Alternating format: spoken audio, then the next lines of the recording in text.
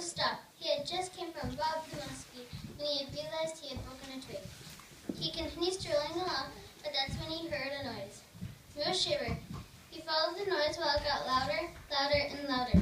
Then it stopped.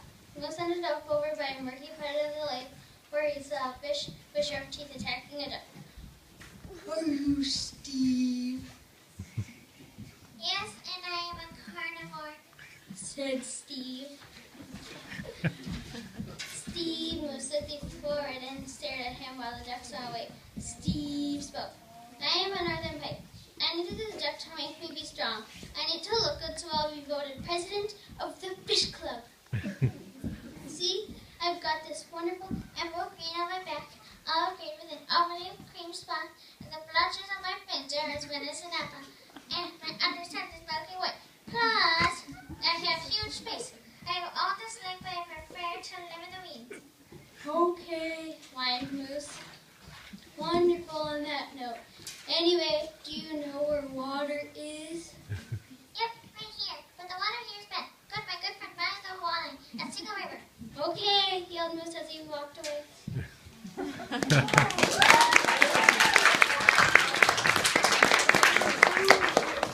Best kind of animal in the whole world is a waterman animal, said Maya. Blub Blub, said Maya to herself.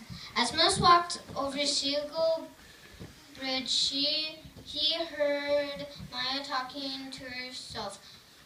What? You are the most big-headed walleye in the whole world, said Moose. Moose looked down and saw Maya's gray and yellow scales on her body, glaring like the sun and moon while she swam in Eagle River. I am so thirsty. Then Moose said, are you Maya the walleye? Yes, I am, said Maya. Welcome to Seagull River. How do you get your water, Maya? Asked Moose. Why do you want me to tell you? Said Maya. Because I have been thirsty all this time, said Moose. I get my water from this river. This river is my habitat. This river is my home. I swim in this river. You should get your water here, said Maya as she splashed around excitedly. Can I tell you what to eat? Maya continued on barely taking a breath of water. Tell me, Maya, said Moose slowly and excitedly. Well, I am a carnivore, so I eat meat such as snails, insects, mud puppies, and small mammals. If mud puppies, snails, and insects are not around, said Maya. Whoa, do you know where a marsh is? Said Moose. Yes, follow Seagull River for about 2 miles and you will find Sunny the Sunfish, exclaimed Maya. So Moose followed Seagull River to find Sunny the Sunfish.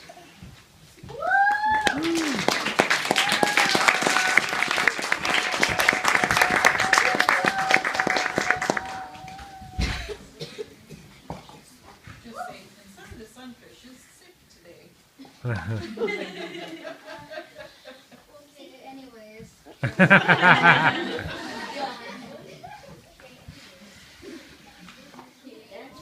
Going on the trail, Sunny told him to go on.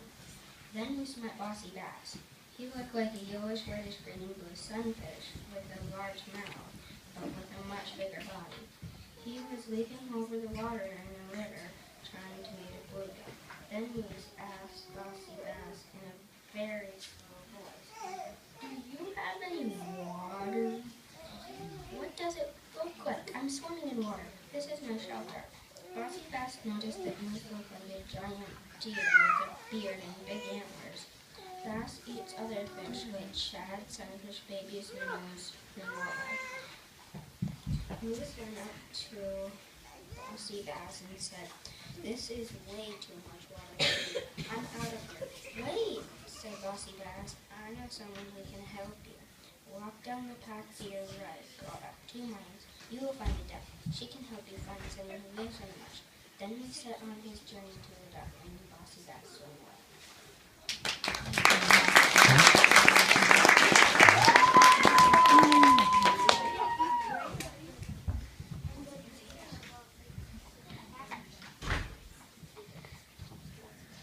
Come back, water insects. I want to eat you. Throughout the woods, there's a small pond. It shimmers like a gem. Trees surround it like guards, and there's an old abandoned dirt road on the side. Then a blue-winged teal duck named Sin caught and ate the water insect with a critch and a crack. Suddenly, Sin flapped her feathers at the speed of tumbling rocks. Oh, how I love to move like that, Sin said to herself. She was a beautiful duck, and she knew it. With a square of blue and yellow lines on the feathers. Then Sin heard a bump, bump. Sin looked over, and there was Moose. Quack! The 9-feet-tall moose, yelled Sin. Oh, here to bite-size, replied Moose. He looked around. Please, just where's the water? Moose said slowly. Sin looked around and reached her tiny black bill into the shallow pond and took a drink. I get water like that. Sin paused and ate a water insect. I'm a herbivore and an insectivore, if you're wondering, because I eat weed seeds and plants too. You're too big to eat the beautiful beauty of them. Moose started talking. There has to be a smaller marsh around here. Oh my! This is a perfect size. And a pond. Oh, look who I'm talking to. A moose who has a furry flap of skin that looks like a beard. Sin calmed herself down, then started talking again. I'm getting ready to migrate to Mexico before winter. The snow is starting to fall on a little black spot on my chest, so I need to go. Sin did not leave Moose yet. She kept on talking instead. And I'm tired. I'm diurnal, active during the day, and it's almost sunset. Sin flew off to the road dish where her nest was, and in an always very high-pitched, shorter, weirder, most loud she quacked back to Moose. Go to Sarah, the snapping turtle. She lives in a marsh. But don't tell Sarah I sent you. She's one of my predators. And mumble, mumble. Sin's voice got harder to understand as she flew away. Moose could not hear Sin anymore. Well, holy bagamba. She's fast. Must be her adaptations. Her walk sounds like a laugh, Moose said to himself with a grin. And so Moose started walking to Sarah's, not knowing a sleepwalking duck was following him.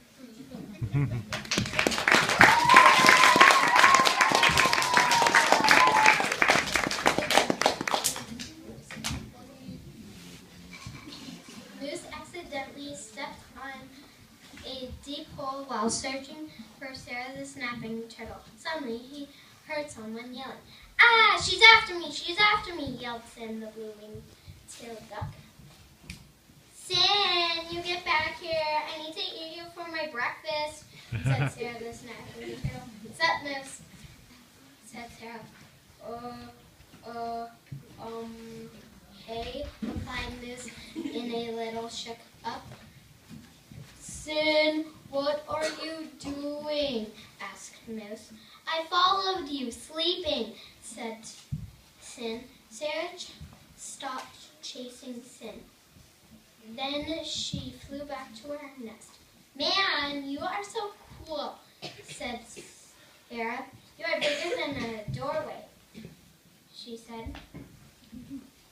OMG, man, you are standing on my shelter, said Sarah. And you are knocking off the dishes on my shelves. What are you doing here anyways, man? Asked Sarah. Oh, I'm sorry. I didn't see you were cold, said Moose, stepping back. Well, I have to get new dishes anyway. I'm trying to look for a marsh water. Well, you've certainly come to the right place, said Sarah. Well, could you show me where the marsh water is? Yeah, I know where it is, said Sarah. Then they walked a little bit to the marsh. There it is. It's called the marsh. This is my home, said Sarah. That's it. Thank you, Sarah, said Moose. No problem. Moose took a drink of water. Then he talked again. It is almost winter.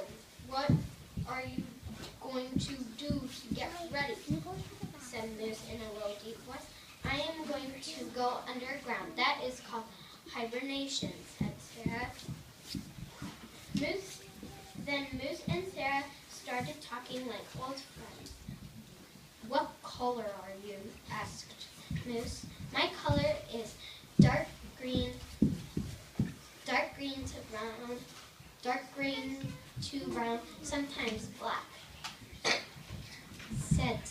replied Sarah. What do you eat?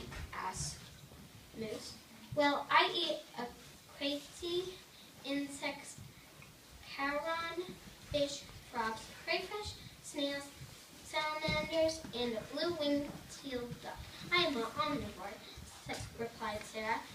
I guess that we can be buddies now because there is so much water that we both can live here, said Moose. Moose, what animals did you meet? Asked Sarah. I met Maya the walleye, said Moose. Sarah interrupted. Maya, I eat her, said Sarah. Quick question. Asked Sarah. Do you have a beard? She said. No, it's just an extra part of skin, but I do need to trim it off. Do you have nature scissors? Asked Moose. Yes, I do have a pair, but be careful, said Sarah. A few seconds later, ow! Hollered Moose. Oh dear, said Sarah nervously. Do you need more water? Asked Moose. Yeah, asked Sarah. Yes, hollered Moose. The end.